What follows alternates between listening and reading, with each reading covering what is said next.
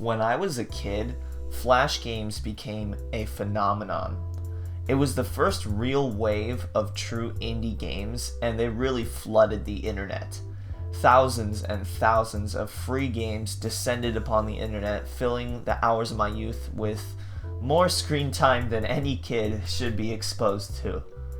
There were a lot of these games. Some of them were, not good. Because of how free and open the internet was, anyone could post just about anything, good or bad. But among all the refuse, there were still diamonds to be found. And there's still a lot of people out there who had some of their best gaming memories from this time period. One of my favorite subgenres of Flash games from that era was, and continues to be, point-and-click puzzle games. Just like the rest of the Flash game universe, there was a whole lot of trash point-and-click games. Many of them were set up as simple escape the room type games, simple puzzles, generic stock sound effects, and even simpler graphics. They weren't all terrible, but a lot of them were just so bland. Escape the car, escape the house, escape the bathroom, escape the haunted house. You get the point. They all kind of blend together, but there were a few good ones that stood out. And this one in particular, well, I knew it was special right from the first click.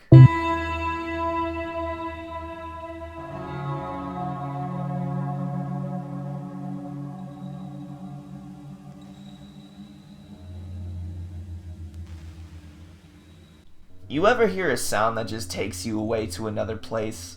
The Submachine, it really was another universe, one filled with strange alien noises, machines droning, abandonment, isolation, mystery after mystery piling onto each other. Just the feeling alone of seeing that screen and hearing those inhuman, droning, mechanical ambient soundtracks, it was enough to transport me to another world, to suck me into one of the most unique and genius Flash game series that I've ever played. When I first encountered the Submachine series, I had absolutely no idea what kind of a rabbit hole I was about to go down, but I knew I had to take the dive, to descend fully into this strange world, to chase it to the very bottom, to figure out the story, what was going on, and to immerse myself in the obscure genius of the Submachine. Funny enough, this game series actually starts out in a very vanilla way. Part 1, the basement. It's unassuming in appearance. You're stuck in a basement and you gotta get out. Simple, right? But right away, there's already something about the basement that separates it subtly from other escape games. It's that sound design. That strange, lonely ambient noise combined with that low, booming, machine-like sound that plays every time you click to another screen. It set it apart. It's got those plain, starkly designed rooms mixed with the endless pipes and machinery.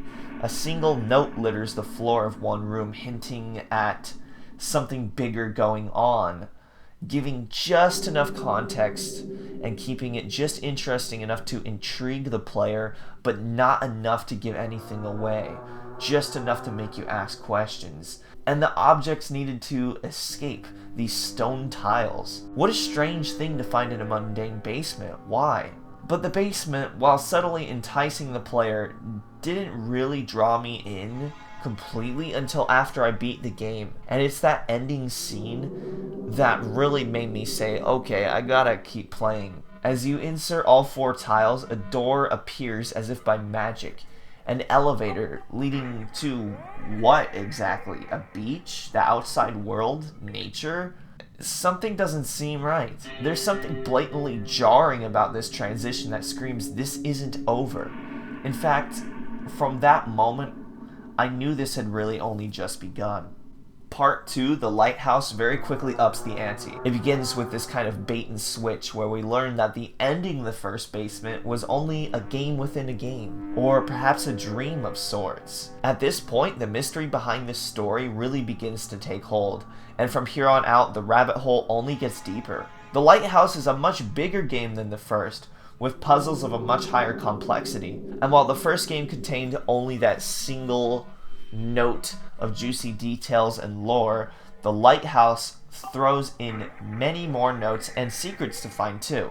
For the first time, we get more of a taste of what's really going on, the beginnings of a very complex and very intriguing story. And it's here that we first really get introduced to the beautiful art style of Submachine. While the basement was quite plain in this regard, the Lighthouse shows off a very lonely world. A place where it appears someone had once lived, perhaps a long time ago. And the rest of the games will carry on and expand upon this artistic direction, showing more and more of a world teeming with machines, furniture, personal effects, notes, belongings, signs that someone else was once here, but now there's not a single soul to be found. This, along with that ever-present droning soundtrack, aid to create a lonely, eerie atmosphere of a place that seems so foreign, like a dead world, yet the bones of society are ever present, as if this was once a thriving place,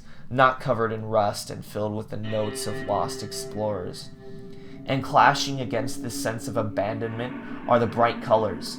Reds and oranges consume many of the surfaces here.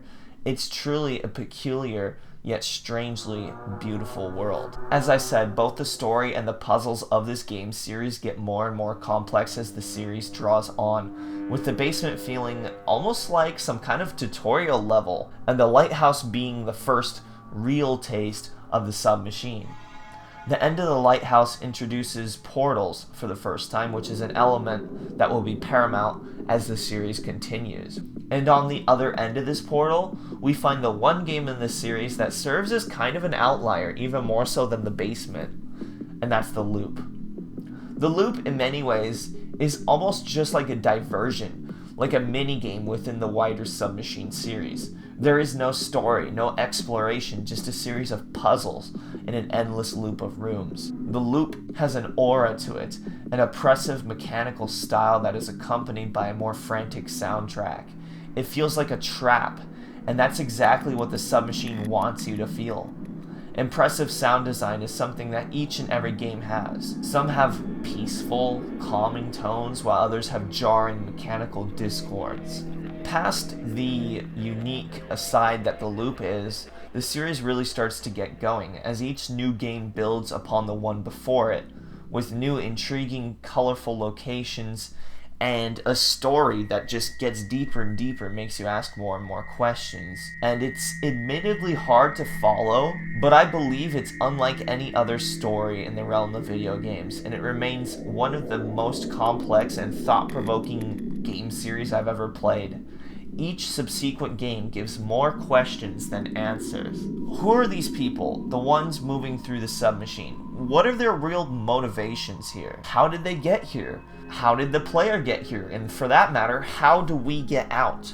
And by the way, what really is the Submachine? Is this another dimension, a collection of dimensions, universes? Is it a machine? A computer? Is it some kind of sentient creation? Every game uncovers a little bit more, giving enough knowledge to answer some questions, yet present even more, and I just can't get enough of it. Now, I'm not going to go over the rest of the games individually, because honestly, I don't want to spoil the story or give away too many of the locations. If Submachine sounds interesting to you at all, you should just go ahead and play it, because I'll say flat out, it is one of the best Flash games ever made. In fact, Flash or not, it's one of my favorite puzzle games ever. Now I know you might be thinking, you're reviewing a Flash game, but Flash is dead, how can I still play this game? And I'm going to get to that in a bit, but I really do think the story and puzzles of this game are something you should experience yourself firsthand. I will say that as the series progresses, you'll explore some very beautiful and intricate locations. The themes of abandonment, decay, and machinery all continue through the series, but the games also evolve to include more sci-fi elements, along with themes of religion, spirituality, alternate dimensions, and the like. There's ancient dig sites and beautiful temples, long-abandoned ships, and messes of machinery. The puzzles, too, will get more interesting. Through most of the games, there's a combination of simple fetch puzzles where you need this item to unlock that door, or this item to break something, etc., etc. But there's a lot of these brain teasers, too, where you need to find hints within notes to find a cove, or you have to solve a pattern-based puzzle with a sequence of buttons to get a key item. And that's another thing, by the way, that I need to talk about with this game, which is the difficulty level. These games are much harder than your average point-and-click game. Out of the 10 games in this main series, I've only been able to beat half of them without using a guide. Now, okay, granted, they're not the hardest ever, and I'm sure not everyone struggles with them the way I do. I'm sure if I was a little more patient, I could have solved them all myself, but the thing is, even when using guides, I still enjoyed these games a lot. They were a lot of fun, and I thought they were a good challenge for my mind. Because even ignoring the puzzles, or just trying to finish the game, besides that, there's still the matter of collecting the secrets, exploring all the rooms, reading every note to try to piece together the story. The fact that the story of this game is mostly presented in extras that are easily missed, like notes and secrets, means that figuring out the story of Submachine is a game in and of itself. The whole thing is really such an engaging and challenging experience, unlike any other Flash game. I knew from the very start that Submachine was much different from anything else out there that I played, and it proves to be one of the most unique, beautiful, genius, and entertaining puzzle games I've ever played. No other Flash game has such iconic sound design or imagery or puzzles like this. I can't recommend this game series enough. If you like puzzles, if you like intricate stories with lots of hidden extras, please do give Submachine a chance. Now, if you want to play this series, there's two ways to do it. First of all, you can buy the Submachine Complete Collection in HD, which is available on the creator's website, and I'm going to link to, and I'm going to show it on screen. It's $25 US, I believe, not too bad for every game in the series, including the side ones as well. Secondly, you used to be able to play these games for free online, but given how Flash is now dead, you can't play them online anymore. However, there is still a way to play the free Flash version of these games. There's a program called Blue Maxima's Flashpoint that is basically a huge archive of Flash games that you can download and play locally on your PC. Flashpoint, in my opinion, is amazing because before I knew about it, I honestly thought that a lot of Flash games were lost forever. You know, a lot of these games were important. A lot of them were very good, and it seemed like they were all lost in time. Flashpoint is an important way of preserving these games. Now I could go on and on and on about Flashpoint, but the truth is that's another video for another time, and I can talk more about that later. I encourage anyone who's made it this far into this video, please do give Flashpoint a try, and if you really like Submachine, buy the complete collection. It's definitely worth it. That's going to do it for me today. I know this wasn't like my normal videos, but I wanted to switch things up and do a game review since I haven't done a game review in quite a long time. If you enjoyed this video, please do consider liking and subscribing, and I'll see you in the next one. Have a good one.